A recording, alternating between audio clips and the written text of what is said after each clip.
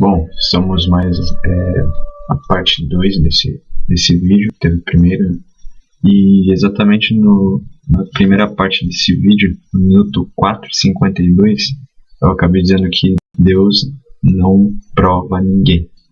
Mas a verdade é que Deus não tenta ninguém. Ele, na verdade, ele prova. No sentido que, por exemplo, ele provou o amor ao mundo do seu Filho, através de que Deus colocou Jesus à prova, através de que o Espírito Santo levou ele para ser tentado. Deus não tenta. E é aí que as pessoas se confundem. Lá no livro de Tiago, no capítulo 1, verso 12, fala da bem-aventurança, do que sofre a tentação, e no capítulo 1, verso 13, diz assim: ninguém sendo tentado diga de Deus sou tentado, porque Deus não pode ser tentado pelo mal, e a ninguém tenta. Mas cada um é tentado quando atraído e engodado pela sua própria concupiscência, que eu já tinha lido. Pois havendo a concupiscência concebida dá luz ao pecado, o pecado sendo consumado gera morte. Então, eu vou dar um exemplo bem simples assim. Quando a gente, quem estuda ou estudou, a gente para ser graduado, a gente precisa passar pela prova. Então, aquela prova serve para a gente conseguir, aquilo. Até o momento que a gente não consegue passar aquela prova, então a gente não tem como ser aprovado. É aqui que ele fala da coroa, da coroa da vida, levando em conta também o livro de 1 João, capítulo 1, verso... Está lá em 1 João, capítulo 1, verso 9, que fala da confissão dos pecados. Levando em consideração também Romanos 10:10, que fala que com a boca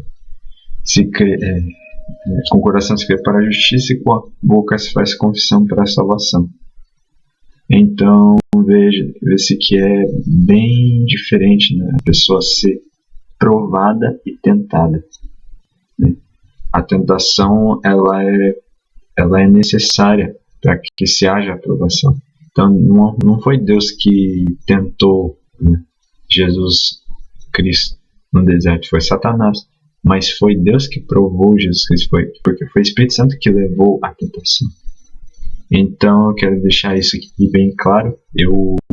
Meu intuito era fazer... O primeiro vídeo ficou muito grande, mais grande do que eu imaginei, porque é um assunto realmente para se tratar, um assunto bem extenso. E também outra dica eu gostaria de dar: sempre que o ser humano vai fazer algo de errado, ele sempre pensa, obviamente, antes de fazer aquilo, antes de praticar, que é a luz, quando concebe o pecado. Então a gente tem que vigiar bastante no que a gente olha, no que a gente vê, nas figuras que a gente faz na mente da gente. Jesus diz que se o seu olho for mal, todo o teu corpo terá trevas. Então a gente só consegue vencer isso com o sangue de Jesus, e também vigiar, porque a palavra de Deus diz bem assim: vigiar e orar, para que não entreis em tentação. Então a gente tem que vigiar, como aconteceu lá com os 300 que foram escolhidos, o Gideão. Lá quando... Esse também é uma passagem interessante. Quando os 300 foram escolhidos, e Deus ali provou eles, tinham vários deles e ficou só apenas 300. E também nas águas de Meribá, em Massá, que Deus levou eles, e ali eles foram provados, que Deus diz lá através de Moisés: proveite nas águas de Meribá. Então tudo aquilo era para fortificar a fé deles, para fortalecer, para também proteger do mal. Porque a tentação, o senso de tentação, nos leva a entender que nós temos um inimigo a combater. Eu acredito que é o jeito que Deus... que a consciência da tentação é o jeito que Deus resolveu para que o ser humano entendesse, para que ele pudesse, como se fosse um senso de sobrevivência. Porque o inimigo, ele através do pecado, ele conseguiu, né, domínio sobre, ele tendo domínio pelo homem através do pecado. Então foi o que Deus achou para tentar levar o homem à salvação. Aí tem a lei lá, e a lei nos leva como aio a Cristo, não a observância dela, mas ao tentar chegar, né, a Cristo, que é a Jesus Cristo, que é a figura principal, que é o autor e consumador da nossa fé. É Ele que nos guia através do Espírito Santo em toda a verdade. Então, principalmente agora, principalmente no YouTube, no Facebook, como você vê, o Facebook é cheio de sensualidade, de luxúria, né? E a gente tem que mudar isso. As pessoas acessam todo dia as redes sociais e postam fotos, então a gente tem que vigiar. A pessoa tem que fechar e não pode ficar ali dando ocasião ao inimigo, né? E também o YouTube, por exemplo, o YouTube a gente pode alternar as preferências e todas essas coisas. Então a gente tem que vigiar bastante, tem que buscar agradar a Deus em sinceridade. Às vezes as pessoas não conseguem vencer porque estão na carne. E se a gente não tomar uma atitude em relação àquilo, né? Às vezes tem situações que requerem medidas drásticas. Requer medidas drásticas.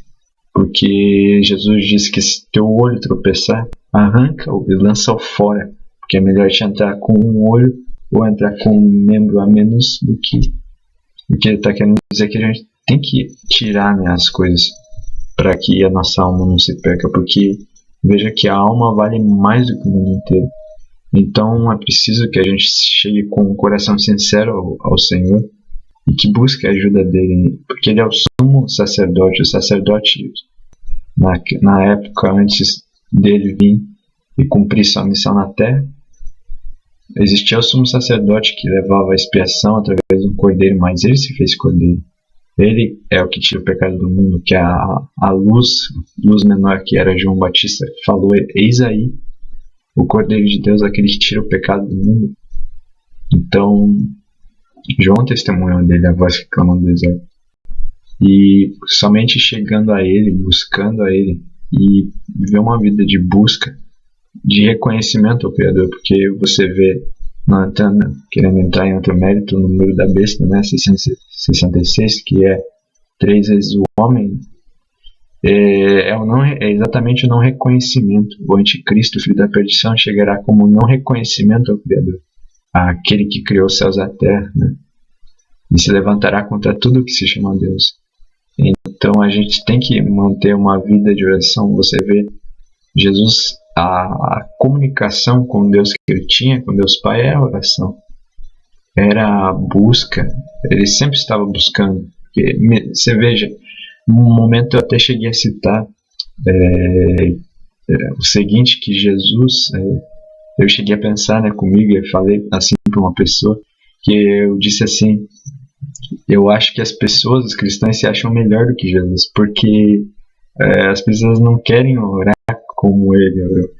Sabe, eu não estou dizendo de que você deve pôr um monte direto, que você... Claro, é bom ir se a pessoa tem a oportunidade de ir e tal, mas Jesus também disse para quando entrares no teu quarto, fecha a porta atrás de ti e ora a teu pai, e teu pai que estiver em secreto e em público te recompensará. Até eu assisti uma mensagem do evangelista americano e ele disse uma coisa interessante, que é uma coisa até meio que polêmica para a maioria dos cristãos, principalmente para nós aqui, né? Que oração em particular, oração em privado, é demonstrado em poder público. O que significa? Significa que ele está querendo dizer que a pessoa que ela ora a Deus, Deus vai se manifestar na vida pública. De que maneira eu não sei, mas a pessoa precisa estar ligada. É como um fio, é como o teu computador, teu periférico, principalmente um computador que não seja o tablet, mas um computador normal. Para você fazer ele funcionar, você tem que ligar ele na luz, ligar ele na energia, ligar a tomada.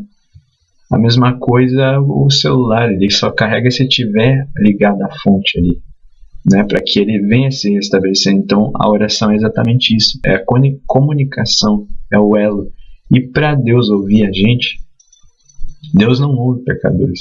Então a gente tem que estar com os pecados confessados e perdoados, porque se a pessoa tem pecado e ela não confessa, então aquilo se torna uma brecha para Satanás entrar, para Satanás invadir. Por isso que tem tantas pessoas com a vida destruída e vão nas igrejas e elas são libertas do mal, alguns até manifestam, e elas vão continuar manifestando e muitas não são ensinadas para deixar o pecado. Jesus disse várias vezes, Jesus disse ao homem, né, que estava lá no milagre das águas movimentadas, que ele não podia levantar, o anjo movimentava as águas, as pessoas que entravam eram curadas, e ele não podia porque ninguém ajudava ele na hora que as águas eram movimentadas e ele não era curado.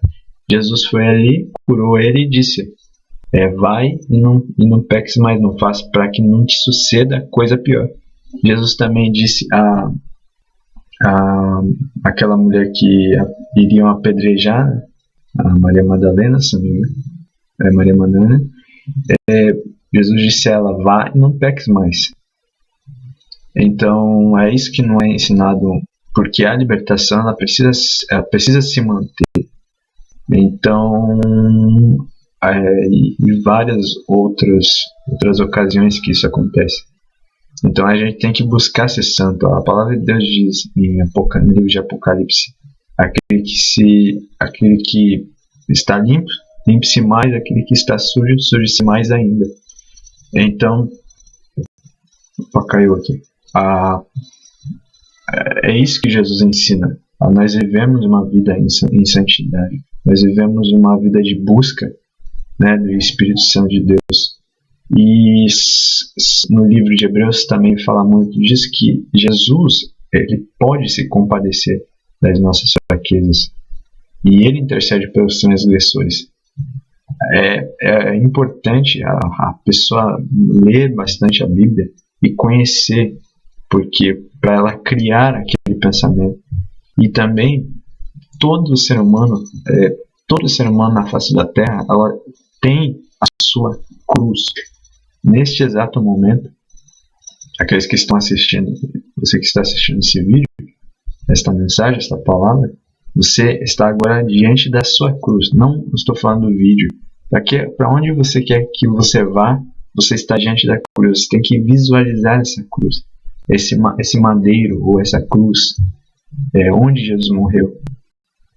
E é através dele, esse pensamento de estar com a tua carne já foi crucificada com ele. Essa é a marca dos santos daquele dia da ressurreição, porque alguns vão ressuscitar para a vergonha e outros para a glória. Absolutamente todo ser humano, seja do pequeno ao maior, está diante dessa cruz. E é no momento que Deus prova, porque sabemos que ele não tenta, Deus não tenta, mas ele prova, para que possamos ser aprovados. Lá em Apocalipse também Jesus fala que muitos dos judeus naquela época, né, iriam ser provados. Ele diz a igreja, a uma das igrejas, ele fala, aconselho-te que de mim compres ouro provado no fogo. Se você procurar ver o ouro, ele, para ser puro, para ser um ouro puro, ele precisa passar pelo fogo para tirar todas as escórias, as impurezas dele. E também, no mesmo livro de Apocalipse diz que eles venceram pelo sangue do Cordeiro. O sangue de Jesus, ele tira as manchas das nossas vestes e lava com seu sangue. Ele aparece, né, na visão de João como uma grande veste longa, branca, salpicada com, né, um cinto de ouro no peito e salpicada com seu sangue, o sangue que ele veio trazer. Então eu termino aqui este vídeo, que a paz do Senhor Jesus seja sobre ti. Não fique longo o vídeo. Amém.